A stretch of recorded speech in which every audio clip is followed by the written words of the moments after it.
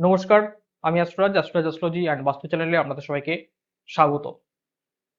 ঋতু বা মৌসুম বছরের একটি খণ্ড বিশেষ, একটি নির্দিষ্ট সূত্রের উপর ভিত্তি করে তা স্থির করা হয়ে থাকে। আমরা সকলেই জানি ঋতু ৬ প্রকার: গ্রীষ্ম, বর্ষা, শরৎ, হেমন্ত, শীত ও বসন্ত। আমাদের বাংলার সবথেকে আনন্দময় ও খুশির দীপ্তিময় ঋতু হচ্ছে শরৎ ঋতু। বাংলা মাসের ভাদ্র ও আশ্বিন মাস নিয়ে হয়ে থাকে শরৎ ঋতু। আমরা সকলেই শরৎ ঋতুকে শরৎকাল নামে জানি। শরৎকাল মানেই কাশফুল, পদ্ম ও শালুকের মতো ফুলের আবির্ভাব। শরৎকাল মানেই সাদা মেঘের আনাগোনা। শরৎকাল মানেই হঠাৎ বৃষ্টি, পরক্ষণেই সূর্যের খিলখিল হাসি। শরৎকাল মানেই সবুজ ঘাসের গোড়ায় বিন্দু বিন্দু শিশিরের উঁকিঝুঁকি। তবে বর্তমানে আবহাওয়ার অনেকটাই পরিবর্তন হয়েছে। তার মাঝেও আমাদের মনের সাগরে একটি আনন্দের, একটি খুশির খেয়া ভাসতে থাকে। মনের গহ্বরে কেউ যেন ঢাক পিটিয়ে বলে, আর যে নয় দেরি, আমাদের মা আসছেন শিগগিরই। শরৎকালের আগমনের সঙ্গে সঙ্গে আমাদের মায়ের আগমন বার্তা বহন করে নিয়ে আসে। বাংলায় একটি প্রবাদ রয়েছে, বাংলার ১২ মাসে ১৩ পার্বণ। বাংলা ও বাঙালির বিভিন্ন অনুষ্ঠান, উৎসব ও পার্বণের মধ্যে সর্বশ্রেষ্ঠ অনুষ্ঠান, উৎসব হলো এই দুর্গাপূজা বা দুর্গা উৎসব। শরৎকালে হওয়ার কারণে আমরা শারদীয় উৎসব নামে জানি। মা দুর্গার আরেক নাম মহিষাসুরমর্দিনী। দশভুজায় ১০ অস্ত্র নিয়ে মা আমাদের জননী। তো দুর্গাপুজো আসলেই একটি বিষয় সর্বস্তরে চর্চিত হয়ে ওঠে, সেটি হচ্ছে বেশুয়াদার মৃত্তিকা বা বেশ্যাদারের মাটি, যেটিকে আমরা খাঁটি বাংলায় পতিতালয়ের মাটি বলে জানি। বহুল প্রচলিত যে এই মৃত্তিকা ছাড়া বা এই মাটি ছাড়া নাকি মায়ের পুজো সম্ভবই নয়। আমাদের মনে প্রশ্ন আসে, এটা কি সত্যি? আগে জমিদার আমলে নীলকণ্ঠ পাখির না ওড়া পর্যন্ত জমিদারেরা মায়ের বিসর্জনের কথা স্বপ্নেও ভাবতেন না। এখন ভাবেন, সকলেই এখন ভাবেন। আগে পশু বলি না হলে নাকি মায়ের পুজোই সম্ভব নয়। এখন কিন্তু পশু বলি ছাড়াও পুজো হয়। তবে আমি ব্যক্তিগতভাবে পশু বলির সমর্থক নই, সমর্থন করি না। আমি মনে করি পৃথিবীর প্রত্যেকটি প্রাণী মায়ের সন্তান। তাই কোনো মায়ের সামনে তার সন্তানকে কেউ বলি দেবে, এতে মা সন্তুষ্ট হন বলে আমি মনে করি না। এটি আমার ব্যক্তিগত মতামত। আপনাদের আলাদা মতামত থাকতেই পারে। তো যাই হোক, বলি ছাড়াও এখন পুজো হয়। তাহলে পতিতালয়ের মাটি ছাড়া পুজো হবে না কেন? তবে এটি আলোচ্য বিষয় নয়। যেটি আলোচ্য বিষয় সেটি হচ্ছে, অনেকেই প্রশ্ন করেন, অনেকেই জানতে চান যে মা দুর্গার পূজায় পতিতালয়ের মাটি লাগে কেন? তো এই নিয়ে যদি আপনি ইউটিউব বা গুগলে সার্চ করেন, অনেক রকম তথ্য পাবেন। কিছু খুব ভালো তথ্য পাবেন, কিছু খারাপ তথ্য পাবেন, কিছু গাল গল্প পাবেন। কিছু গল্প বহুল চর্চিত, প্রচারিত, সেটি হচ্ছে কি, যে পতিতালয়ের মাটি নাকি অতি পবিত্র। যুক্তি দেখানো হয়েছে, এখানে পুরুষরা যান, তাদের কৃতকর্মের কারণে সেই পুরুষের পুণ্য নাকি এই স্থানে রেখে আসেন, বা এই স্থানের মাটি তার সেই পুরুষের পুণ্যকে শোষণ করেন। যার কারণে কি হয় না, পুরুষের পুণ্য সঞ্চিত হওয়ার কারণে পতিতালয়ের মাটি অতি পবিত্র হয়ে থাকে। যার কারণে সেই মাটি মায়ের পূজায় লাগে। এছাড়াও একটি গল্প প্রচলিত রয়েছে যে মা মহামায়ার যে নব রূপ রয়েছে, তার নবম রূপ নাকি পতিতা, যেটি পতিতাদের রিপ্রেজেন্ট করে থাকে। তো এই গল্প আপনাদের শোনাবো না।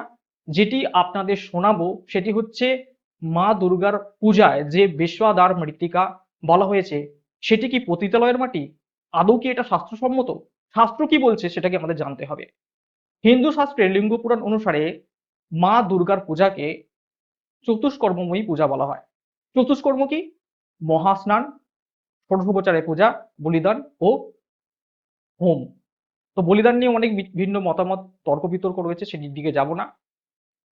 তো এই মহাস্নান মায়ের পূজার একটি অত্যাবশ্যকীয় পূজার অঙ্গ।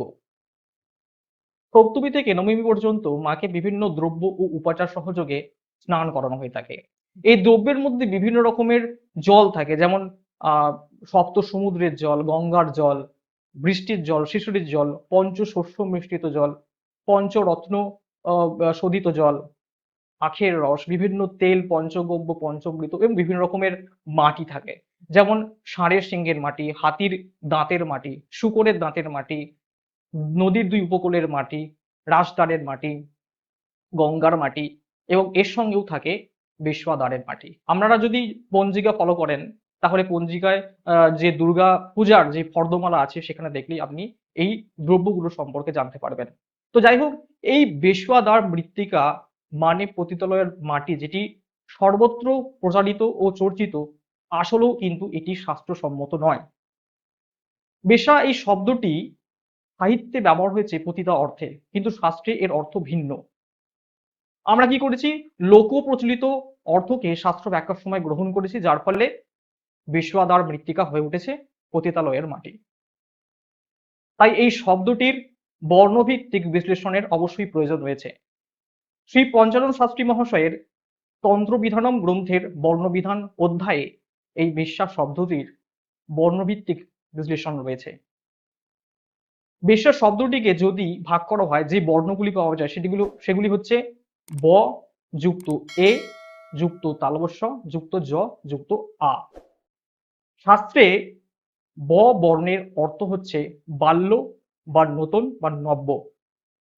একারের এ বর্ণের অর্থ শক্তি, তালবস্য বর্ণের অর্থ বৃষ বা ষাঁড়। ষাঁড়কে ধর্ম জ্ঞান স্বরূপ মনে করা হয়, যে ধর্মহীনতাকে দূর করে। জফলার জ অর্থে কালী এবং আ বর্ণের অর্থ হচ্ছে প্রতিষ্ঠা। তো এই শব্দগুলি যদি পাশাপাশি জোড়া হয় তাহলে যেটি দাঁড়ায় সেটি হচ্ছে বাল্য শক্তি বা নবজাতক সাধন শক্তি সহায়ে ধর্মহীনতাকে দূর করে কালী তত্ত্বে প্রতিষ্ঠিতা সাধিকাই হচ্ছেন বেশ্যা। আরেকটি ব্যাখ্যা রয়েছে, সেটি হচ্ছে ব অর্থে মাতা, একারের এ অর্থে ভগবতী, তালবস্যের অর্থে বিষগ্ন বা ষাঁড় বা ধর্মবাধা জয় করা, জফলার জ অর্থে সর্বেশ্বরী এবং আ অর্থে প্রতিষ্ঠা। এই শব্দগুলিকে যদি জোড়া হয় তাহলে যে অর্থটি দাঁড়ায় সেটি হচ্ছে মা ভগবতীর ইচ্ছায় ধর্ম বাধা জয় করে সর্বেশ্বরীতে প্রতিষ্ঠিতা সাধিকায় হচ্ছেন বেশ্যা। শুধু তাই নয়, মহা নির্বাণ তন্ত্র নামক গ্রন্থে একটি শ্লোকে বলা হয়েছে, অভিষিক্তা ভবেদ বিশ্বা ন বিশ্বা কুলটা প্রিয়ে কুলটা সঙ্গমা দেবী রৌরবং নরকং বর্জেত। অর্থাৎ অভিষিক্তা রমণী হচ্ছেন বেশ্যা। এখানে বেশ্যা মানে কুলটা রমণীকে বোঝাচ্ছে না। কুলটার সংস্পর্শে আসলে সাধককে রৌরব নামক নরকে ভ্রমণ করতে হয়। এখন প্রশ্ন, যে এই অভিষিক্তা নারী বা কে? আরেকটি শ্লোকে বলা হয়েছে, পূর্ণাভিষেক দেবসী দশবিদ্যা বিদস্মিতা। অর্থাৎ দশ মহাবিদ্যায় পূর্ণাভিষিক্ত ব্রহ্মবাদিনী সাধিকাকেই বলা হচ্ছে বেশ্যা। তার সাধনস্থল অতি পবিত্র, তাই সেই সাধনস্থলের মাটি বা তার গৃহের মাটির কথা বলা হয়েছে।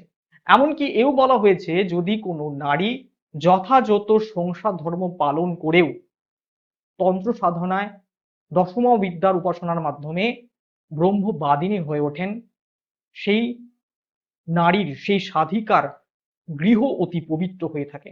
সেই গৃহের দ্বারের মাটির ব্যবহার কথা বলা হয়েছে, পতিতালয়ের মাটির কথা বলা হয়নি। শাস্ত্রে আরেকটি ব্যাখ্যা রয়েছে, বেশ্যা কথাটি এসেছে বর্ষ থেকে। বর্ষ মানে হচ্ছে নিয়ন্ত্রণ। তাই শাস্ত্রীয় একটি শ্লোকে বলা হয়েছে, বেশ্যা ন তু পতিতং বর্ষ ত্রিলোকং তথৌ বেশ্যা। অর্থাৎ বেশ্যা মানে পতিতা নয়, ত্রিলোক যাহার বসে তিনি হচ্ছেন বেশ্যা। তো এই দেবী স্বরূপ সাধিকার দেখা এখন প্রায় দুষ্কর। তার সাধন ক্ষেত্রের মাটি বা তার গৃহের মাটি পাওয়ার অনেকটাই দুষ্কর। তাই অনেক শাস্ত্রজ্ঞ তন্ত্র বিশারদগণ এর পরিবর্তে সিদ্ধ পীঠস্থান ও শততীর্থের স্থানের মাটি ব্যবহার কথাও বলেছেন। এমনকি কিছু শাস্ত্রজ্ঞ পণ্ডিতরা বলেছেন যে কাঞ্চি, দ্বারাবতী, অবন্তী, মথুরা, অযোধ্যা, মায়াতীর্থ ও দ্বারকা এই 7টি স্থানকে শাস্ত্রে সপ্তবেশ্যা বলা হয়েছে। বিকল্পে এই স্থানের মাটিও পূজায় ব্যবহার করা যায়। শাস্ত্রে কোথাও বলা হয়নি বা বলা নেই বেশ্যাদ্বার মৃত্তিকা মানে পতিতালয়ের মাটি। তাহলে বুঝতে পারছেন একটি শব্দ কিভাবে আমাদের ধর্মকে প্রশ্নের সম্মুখীন করে তোলে। এই বিশ্লেষণের মাধ্যমে কোনো পতিতাকে অসম্মান করা নয়, কাউকে অসম্মান করার অধিকার আমাদের কারোরই নেই। মা সর্বত্তরে বিরাজমান। প্রত্যেকটি নারীর মধ্যেই মাতৃশক্তি বিরাজ করেন। তবে আমাদের প্রত্যেকেরই প্রকৃত সত্যতা সম্পর্কে জানার অধিকার রয়েছে, আমাদের শাস্ত্রের ব্যাখ্যা সঠিকভাবে জানার অধিকার রয়েছে। সঠিক জ্ঞান আমাদেরকে যেমন উন্নতির দিকে এগিয়ে নিয়ে যায়, তেমনি ভুল জ্ঞান আমাদের ধ্বংসের দিকে ঠেলে দেয়। তাই প্রত্যেকেরই সঠিক জ্ঞান জানার অধিকার অবশ্যই থাকা উচিত এবং জানা উচিত। আজকের মতো ভিডিওটি এই পর্যন্ত। ভিডিওটি ভালো লাগলে লাইক করবেন এবং সকলের সঙ্গে ভিডিওটিকে শেয়ার করে নেবেন। চ্যানেলটিকে অবশ্যই সাবস্ক্রাইব করবেন। দেখা হচ্ছে নেক্সট একটি ভিডিওতে। সকলে ভালো থাকুন, সুস্থ থাকুন। নমস্কার।